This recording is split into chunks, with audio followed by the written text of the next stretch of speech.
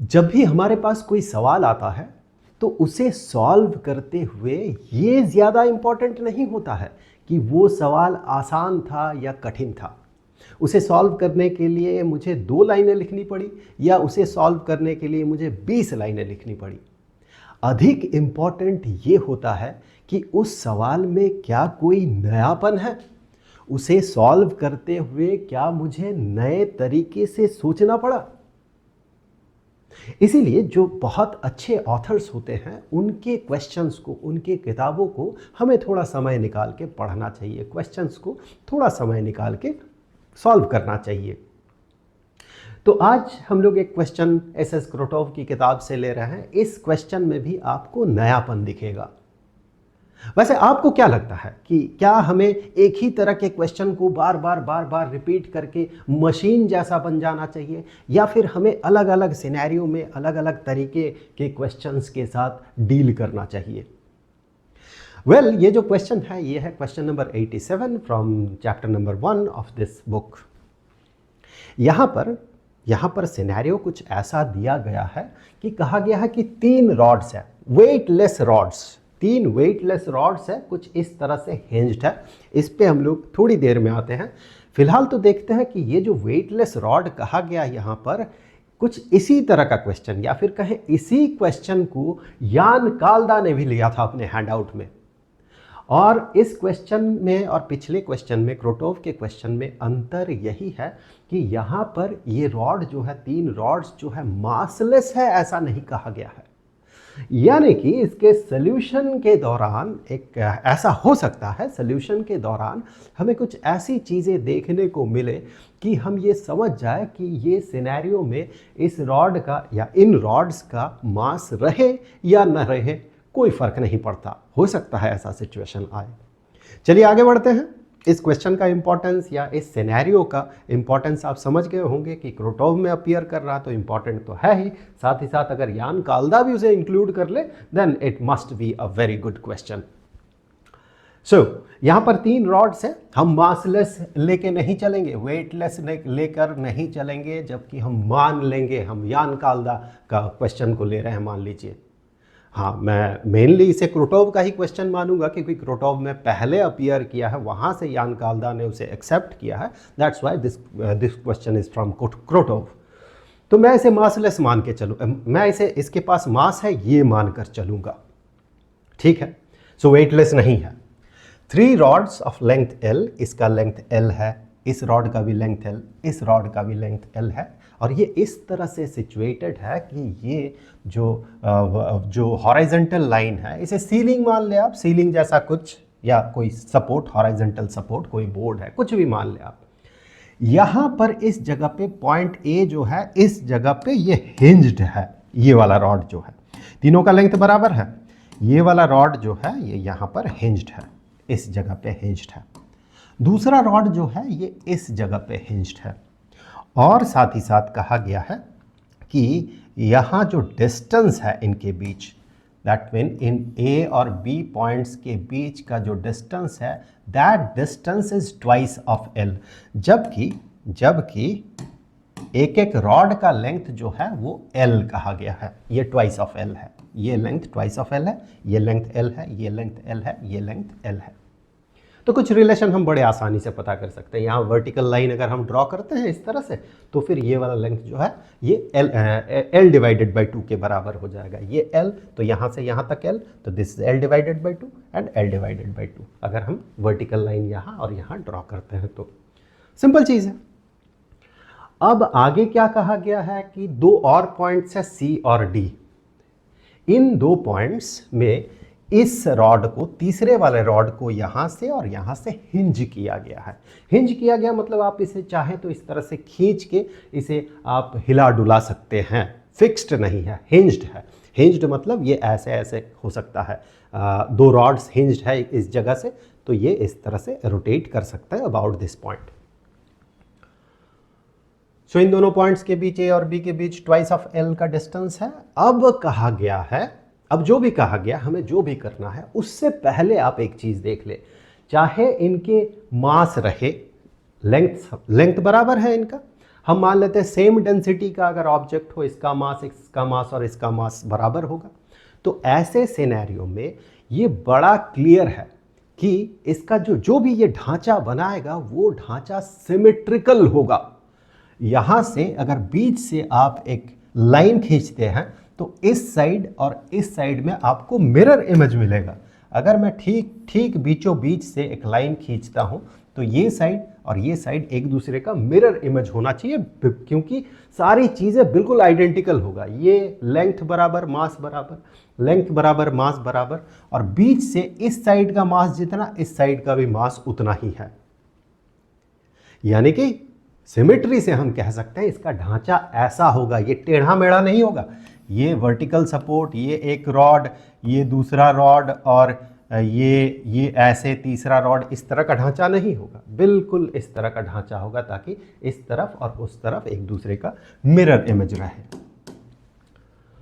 अब अगर आप गौर से देखते हैं तो यहाँ अगर इसके पास वेट है, इन रॉड्स के पास वेट्स है, और अगर यहाँ जो भी हिंज के लिए जो भी स्क्रू जैसा जो भी आप यूज़ कर रहे हैं उसका भी अगर मास है, तो फिर सिमेट्री से जब हमने कहा कि इसका ढांचा ऐसा होगा और ये यहाँ पर इक्विलिब्रियम में रहेगा, हिलेगा डुलेगा तो है नहीं, बाहर से कोई फोर्स नहीं लगाया गया है, तो ये इक्विलिब्रियम में इस स्थिति में अगर रहेगा तो यहाँ पर ऑब्वियसली बहुत सारे फोर्सेस अब भी एक्ट कर रहा, चाहे आप बाहर से फोर्स लगाए न लगाए।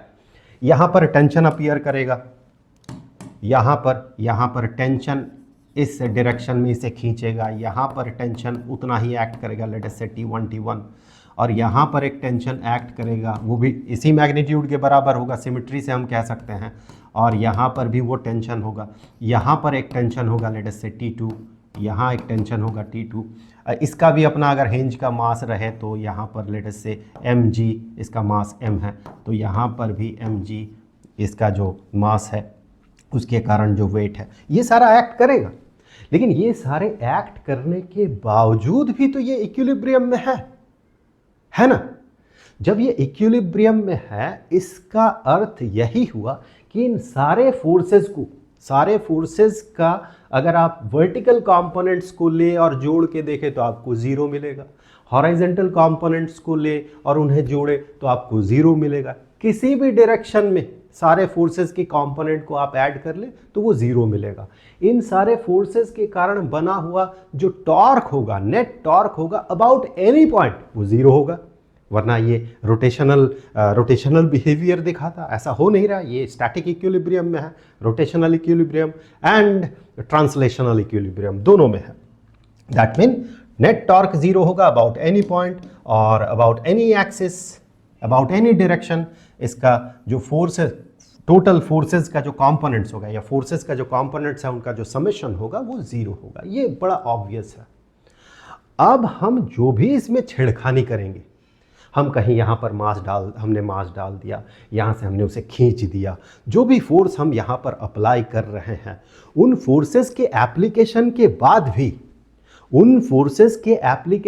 बाद भी अगर ढांचा ऐसा ही रहा, बिल्कुल चेंज नहीं हुआ ढांचा, इसका मतलब ये होगा जो हम एक्स्ट्रा फोर्सेस अप्लाई कर रहे हैं वो सारे फोर्सेस, पिछले वाले जो ऑलरेडी एग्जिस्टिंग फोर्सेस है, टेंशन वेंशन जो भी है, T1 T2 जो भी था, mg उमजी जो भी था, उसे छोड़ के, वो तो है ही इक्विलिब्रियम में, वो तो अपने आप एक दूसरे के साथ एडजस्ट हुआ है कि भाई तुम इतना हो मैं इतना हूं, हम दोनों बराबर चलो, मेरा इफेक्ट तुम्हारा इफेक्ट बराबर बराबर, हम लोग शांति से इस सिचुएशन में रहेंगे। अब बाहर से अगर इधर से फोर्स दिया गया और इधर से फोर्स दिया गया तो सिर्फ उन फोर्सेस को अगर आप कंसीडर करें, चूंकि ये इक्विलिब्रियम में है, स्टैटिक इक्विलिब्रियम में है, तो जो एक्स्ट्रा फोर्सेस हम अप्लाई करेंगे उन फोर्सेस के कारण भी नेट फोर्स जीरो होना चाहिए, नेट टॉर्क जीरो होना चाहिए, तब जाके ये इस सिनेरियो में रहेगा। ये आप चाहें तो एक बार, अगर आपको डाउट हो तो एक बार रिवाइंड करके आप फिर से सुन ले मैंने क्या कहा। अब सवाल में कहा गया है कि इसके साथ छेड़खानी होगी। कैसे छेड़खानी? एक्सटर्नल फोर्स यहां पर अप्लाई होगा। किस तरह से अप्लाई होगा कि यहां पर एक मास यहां पर लटका दिया गया। इसका मास जो है, मैंने पहले हिंज का मास m कह दिया था, आप इग्नोर कर लीजिए, m डैश मान लीजिए। इसका मास कहा गया है कि इस बॉडी का मास है m, तो इसका मास m होगा, तो इसका वेट होगा mg, इसका वेट mg नीचे की तरफ, तो मैं उसी को यहाँ पर लिख देता हूँ कि ये जो हिंज है, इस हिंज पे, इस पॉइंट पे mg फोर्स नीचे की तरफ एक्ट कर रहा है। चलिए मैं ऐसे इस तरफ लिख देता हूँ, ये mg फोर्स जो है नीचे की तरफ एक्ट कर रहा है। अब इमीडिएटली आप सोचिए इसका ढांचा क्या होगा। जैसे ही mg फोर्स यहाँ पर अप्लाई होगा, वैसे ही ये कुछ इस तरफ आ जाएगा, ये थोड़ा ऊपर चल जाएगा, ये हिंज नीचे आएगा, ये ऊपर आएगा, कुछ ऐसा ढांचा बन जाएगा, कुछ ऐसा, ठीक है, ओके। तो लेकिन ऐसा हुआ नहीं, सवाल के हिसाब से ऐसा हुआ नहीं। ऐसा क्यों नहीं हुआ? क्योंकि ये जो असर डाल रहा है, बॉडी को ऐसे टेढ़ा कर रहा है, उसी असर को काउंटर करने के लिए आपको क्या करना होगा? अगर आपसे कहा जाए कि इसका ढांचा बदले ना, आप कहीं पर फोर्स लगा सकते हैं, तो आप कहाँ पर फोर्स लगाएंगे? आप यहाँ पर ऑब्वियसली यहाँ लगा देंगे mg फोर्स, ऊपर की तरफ सारा कैंसिल हो जाएगा, सारा खेल जो भी ये इसने बिगाड़ा था, आपने उसे संवार दिया ऊपर खींच के, mg ऊपर खींच दिया आपने। लेकिन कहा गया है आपको फोर्स लगाना है डी पॉइंट से, इस पॉइंट से फोर्स लगाना है।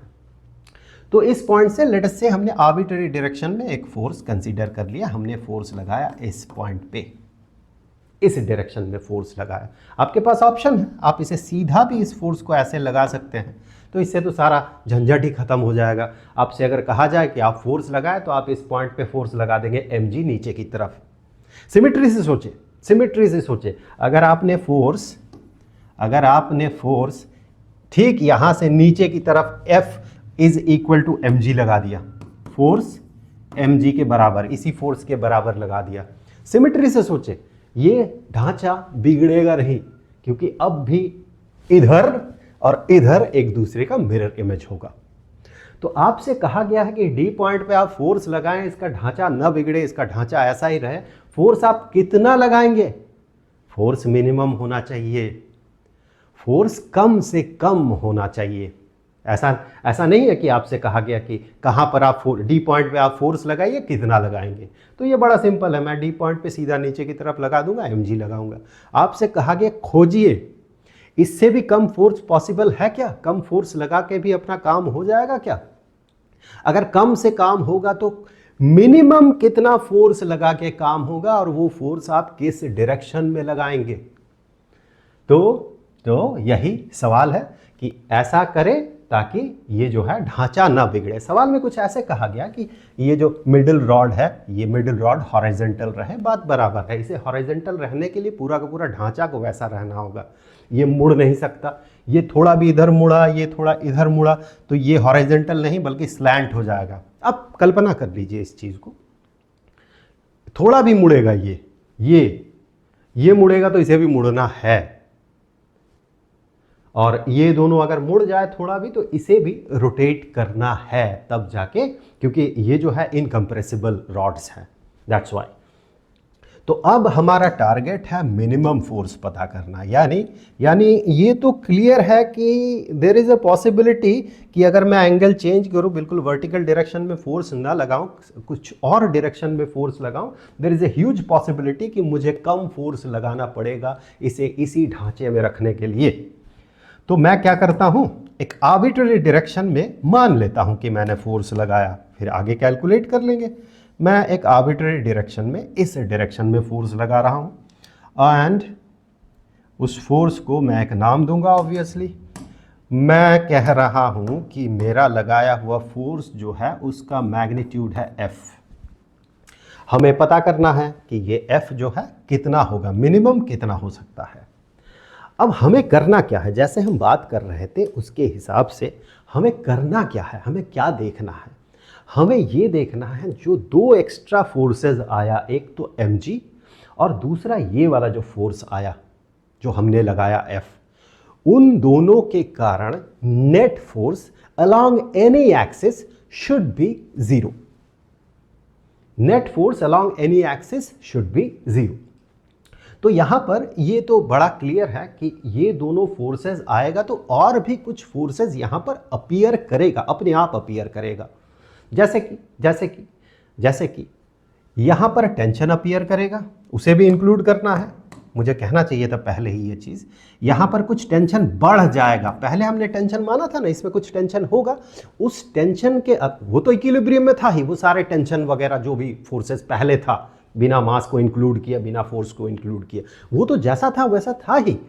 यहाँ पर अब हम क्या करेंगे, यहाँ पर जो टेंशन इंक्रीमेंट हुआ टेंशन में, उसे इंक्लूड करेंगे। लेट अस से टेंशन में इंक्रीमेंट हुआ T।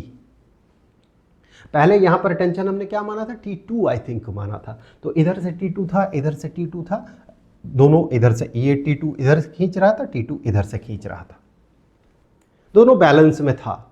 अब T इंक्रीज कर गया टेंशन में, जो बैलेंस में था छोड़ दीजिए उसे। अब जो इंक्रीज किया टेंशन, T इंक्रीज किया इधर, और इधर से भी कुछ टेंशन इंक्रीज किया, that is T। That mean net tension की अगर बात करें इस रॉड में, तो नेट टेंशन हो जाएगा, जो हमने पहले T2 लिखा था, T2 प्लस T। यहाँ पर भी T2 प्लस T, यहाँ पर भी T2 प्लस T। लेकिन T2 को इंक्लूड करना ही नहीं, क्योंकि वो सारे अपने दोस्तों के साथ वो बैलेंस में था। अब जो नया यहाँ पर इंक्लूजन हुआ, जो नया यहाँ पर फोर्स इंक्लूड हुआ, उसे सिर्फ हम इंक्लूड कर रहे हैं। तो अब बात ये आती है कि हमें ये देखना है, इसे स्टैटिक इक्विलिब्रियम में रखना है इन सारे चीज़ों को। तो हमारे पास एक ऑप्शन है कि हम दो एक्सीज चूज़ करें। कैसे एक्सीज चूज़ करेंगे? दो एक्सीज हमें चूज़ करना है, इस पॉइंट के अबाउट दो परपेंडिकुलर एक्सीज चूज़ करना है। फिर इसका कंपोनेंट तोड़ के हम देखेंगे बराबर हो रहा कि नहीं, बैलेंस में है या नहीं। तो यहाँ पर सबसे आसान होगा, एक और चीज़ देखें, यहाँ पर भी टेंशन में इंक्रीमेंट होगा, यहाँ पर भी टेंशन में इंक्रीमेंट होगा। इस जगह से ये रॉड भी इसे खींचेगा, जितना हम इसे खींचेंगे इस रॉड में उतना टेंशन क्रिएट होगा। इधर से हम जितना जोर से खींचेंगे इस रॉड में भी उतना टेंशन, उस हिसाब से टेंशन इंक्रीज करेगा। तो यहाँ पर जो इंक्रीमेंट इन टेंशन हुआ, उससे ना हम इंक्लूड करना नहीं चाहते हैं। समहाउ हम उसे जो हुआ वो अपने जो हो रहा होने दीजिए। अगर उस मानसिकता से चले, अगर हम चीज़ों को आसान रखना चाहे, कम से कम फोर्स को इंक्लूड करना चाहे, तो ऑब्वियसली मैं चूज ही ऐसा करूँगा। मैं अपना कोऑर्डिनेट सिस्टम इस पॉइंट के अबाउट ऐसा चूज ही करूँगा कि मुझे इसे इंक्लूड करने की दरकार ना हो। यानी अगर मैं इस पे मैं अगर एक परपेंडिकुलर लाइन ड्रॉ कर लेता हूँ, और इसके अलोंग एक मैं लाइन ड्रॉ कर लेता हूँ ऐसे, तो फिर अगर मैं इन एक्सीज में मैं mg को स्प्लिट करता हूँ, t को स्प्लिट करता हूँ, तो क्या होगा देखिए, आप खुद समझ जाएंगे क्या होगा। मुझे कहते हुए बताने से मेरे लिए ज़्यादा बेहतर होगा। तो यहाँ गौर से देखिए, mg का एक कंपोनेंट बनेगा अलोंग दिस लाइन। कितना होगा वो तो कैलकुलेट बाद में करेंगे, एंगल कैलकुलेशन के बाद। और एक कंपोनेंट mg का इधर बनेगा। अब ये जो टेंशन है, टेंशन का एक कंपोनेंट इधर बनेगा और टेंशन का दूसरा कंपोनेंट इधर बनेगा। अब आप गौर से देखिए, इस कंपोनेंट को, mg के इस कंपोनेंट को और टेंशन के इस कंपोनेंट को एक दूसरे के साथ बैलेंस पे रहना है, वरना इस पॉइंट को एक एक्सेलरेशन मिलेगा जो कि मिल नहीं सकता अकॉर्डिंग टू आवर क्वेश्चन। इसी ढांचे में रहना है इसे। तो ये फोर्स और ये फोर्स एक दूसरे के साथ बराबर होना होगा, मैग्नीट्यूड इनका बराबर होना होगा। तो फिर ये जो दो एक्स्ट्रा फोर्सेस आया यहाँ पर, इसका क्या असर है? यही तो यहाँ पर जो टेंशन में इंक्रीमेंट होगा वो उसे बैलेंस करेगा। तो हम ये मान रहे हैं कि टेंशन जो यहाँ पर बढ़ा, लेट से T3 कर देता हूँ इसे, T3 इंक्रीमेंट हुआ, तो ये T3 ठीक उतना ही बनेगा ताकि ये दोनों एडजस्टेड हो जाए, इनके साथ ये बैलेंस में आ जाए। टेंशन एडजस्टेबल फोर्स है ना, अब जितना खींचेंगे वो अपने आप वहाँ पर क्रिएट होगा, तो ये उतना टेंशन अपने आप क्रिएट हो जाएगा ताकि ये दोनों बैलेंस में रहे। तो अगर कोऑर्डिनेट एक्सीज हम ऐसा चूज करते हैं, तो ये T3 यानी कि इसके टेंशन में इंक्रीमेंट कितना हुआ उसे इंक्लूड करने की दरकार ही नहीं है, ये सेल्फ एडजस्टेबल है, इसे ये बैलेंस करेगा। तो हमें अभी क्या देखना है, हमें देखना है mg का ये कंपोनेंट और टेंशन का ये कंपोनेंट एक दूसरे के साथ बराबर कैसे हो। तो इसके लिए तो भाई हमें ये वाला एंगल चाहिए होगा, ये वाला एंगल चाहिए होगा, और यहाँ से या तो ये वाला या फिर ये वाला एंगल चाहिए होगा। कैसे एंगल मिले, कैसे मिले एंगल? तो इसके लिए देखिए यहाँ पर एक डेटा, इम्पॉर्टेंट मज़ेदार डेटा दिया हुआ है जिसके बारे में हम लोगों ने बात किया भी, कि अगर मैं यहाँ से सीधे ऊपर चल जाता हूँ ऐसे ऐसे, तो फिर हम ये पाते हैं कि ये जो लेंथ है, ये लेंथ होगा L डिवाइडेड बाई 2, क्योंकि इधर से भी अगर मैं बिल्कुल वर्टिकली चढ़ता हूँ, बिल्कुल वर्टिकली अगर मैं वर्टिकल लाइन यहाँ पर ड्रॉ करता हूँ, तो यहाँ से भी L डिवाइडेड बाई 2, यहाँ से भी L डिवाइडेड बाई 2 मुझे मिलेगा। कैलकुलेशन की तो दरकार है नहीं, ये 2L है, ये L है, L divided by 2, L divided by 2 L। सो ये लेंथ हो गया L डिवाइडेड बाई 2, यहाँ से यहाँ तक। In the same way this is L divided by 2। तो फिर अगर बात हो इस एंगल की, अगर मान लीजिए मुझे ये वाला एंगल चाहिए, तो इमीडिएटली मैं ये कहूँगा अगर ये एंगल अल्फा हुआ, ये एंगल, अगर ये एंगल अल्फा हुआ, टेंशन को भी लिखना पड़ेगा ना, टेंशन को मैंने हटा दिया, दैट टेंशन इज T। सो ये एंगल अगर अल्फा होता है तो फिर obviously this angle is 90 degree minus alpha. वो अगर 90 डिग्री माइनस अल्फा होता है तो ये एंगल शुड बी अल्फा। ठीक है, आप ऐसे देखें कि ये इस तरह से परपेंडिकुलर दो लाइन से, इसी को हमने रोटेट किया, ऐसे रोटेट किया तो ये ढांचा बन गया। ये परपेंडिकुलर है ना, ये लाइन और ये लाइन, और ये लाइन और ये लाइन परपेंडिकुलर है, तो आप सोचे ऐसे हमने रोटेट किया, अल्फा एंगल रोटेट किया, तो ये एंगल अल्फा, ये एंगल अल्फा। यहाँ से देखिए अगर ये लाइन जो कि इस ट्राइंगल में हाइपोटेन्यूज है, ये लाइन अगर L हुआ और अल्फा का ऑपोजिट साइड अगर L डिवाइडेड बाई 2 हुआ, तो हम यहाँ पर साइन रिलेशन ला सकते हैं कि नहीं? Sine of alpha is equal to this one divided by this one, and this length is L divided by 2 divided by L, sine of alpha. That mean sine of alpha is equal to half. Sine of alpha कब half होगा? जब alpha is equal to 30 degrees होगा। That mean this alpha is fixed, this is not variable. हमें मिला alpha is equal to, question को मैं हटा दूं यहां से, क्वेश्चन को मैं हटा देता हूं। सो हमें यहां पर मिला पहली चीज कि अल्फा जो है that is having a fixed value 30 degrees. Okay, तो यहां पर ये जो कंपोनेंट होगा, टेंशन का ये जो कंपोनेंट होगा, ये हो जाएगा T into cosine of alpha. Alpha को बाद में उसका वैल्यू सब्सटीट्यूट कर देंगे। एंड ये अगर अल्फा होता है, ये 90 डिग्री माइनस अल्फा होता है, तो ये हो जाएगा अल्फा। सो ये एंगल जो है ये अल्फा हो जाएगा, यानी ये कंपोनेंट mg का साइन कंपोनेंट होगा, mg साइन ऑफ अल्फा। तो यहां से ये क्लियर होगा कि mg साइन ऑफ अल्फा और t cosine of alpha both are equal. अगर क्रोटोव का आप सोल्यूशन देखते हैं तो वहाँ पर यहाँ जो हिंज है, हिंज का मास को कंसीडर किया गया है और रॉड को मासलेस कंसीडर किया गया है। लेकिन हम लोगों का अप्रोच कैसा होगा? हम लोगों का अप्रोच ये है कि हम लोग मान रहे ये भी मासलेस नहीं है, हिंज भी मासलेस नहीं है, कुछ मासलेस नहीं है। लेकिन जैसा हमने इससे पहले चर्चा किया, उससे ये बिल्कुल क्लियर है कि इनके मासेस को कंसीडर करने की हमें ज़रूरत ही नहीं है। सवाल का ढांचा ही ऐसा है कि आप इनके मासेस के कारण बने हुए वेट को कंसीडर करने की ज़रूरत ही नहीं है, क्योंकि इसके ढांचे में थोड़ा भी परिवर्तन नहीं हुआ है। तो उन्होंने उन पिछले फोर्सेस ने जो भी किया उसे अपने जगह पे रहने दीजिए, नेट उसका इफेक्ट ज़ीरो होगा, टॉर्क में भी और रिजल्टेंट फोर्स में भी। तो इसीलिए हम उन्हें इग्नोर कर रहे हैं। नया जो फोर्स बना उसके कारण ये जो है ये बैलेंस में रहेगा।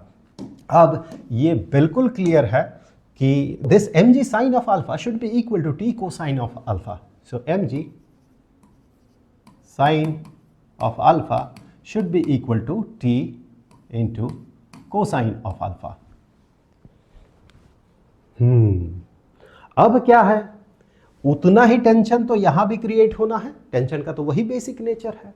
जब यहां भी उसे क्रिएट होना है तो इन द सेम वे जैसे हमने यहां पर किया, इन द सेम वे हम अब यहां पर भी एक परपेंडिकुलर ड्रॉ कर लेते हैं, इस पे परपेंडिकुलर, और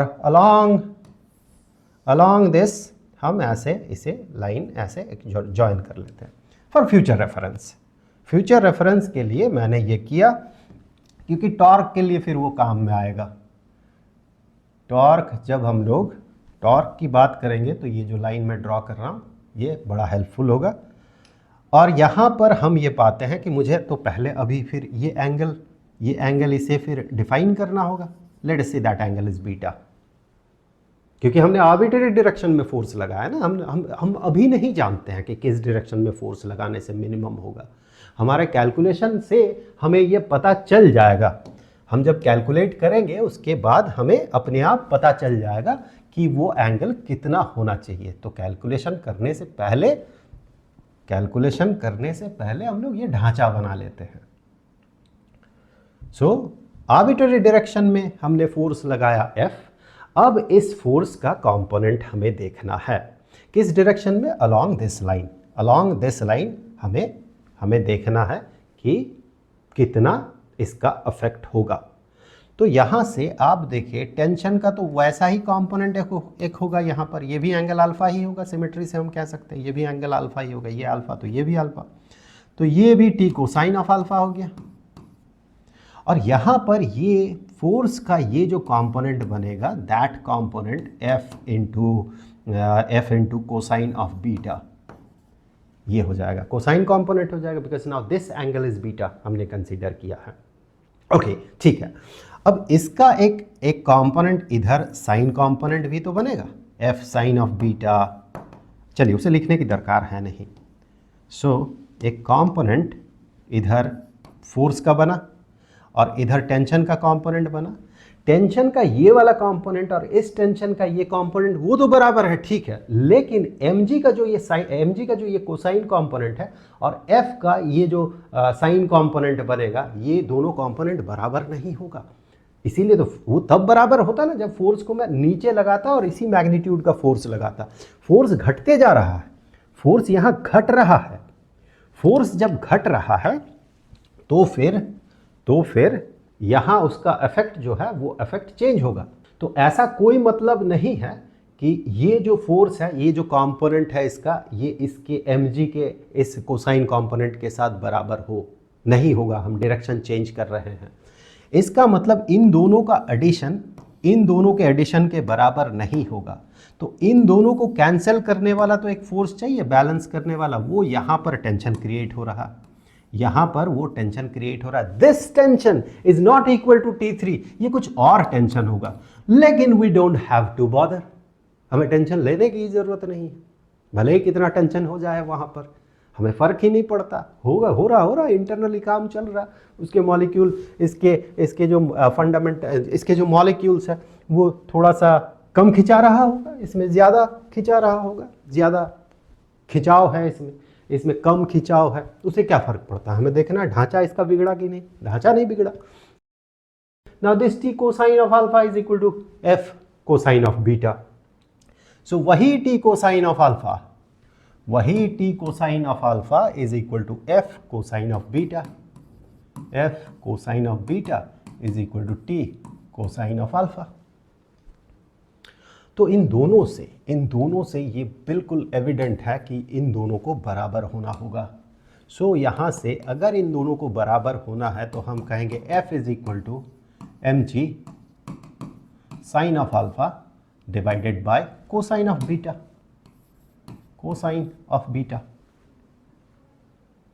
ओके, सो अब यहाँ पर आपको देखना है, अगर मैं साइन ऑफ अल्फा, ये तो फिक्स्ड वैल्यू है साइन ऑफ अल्फा, इसका वैल्यू हमें मिल जाएगा sine of alpha is equal to half.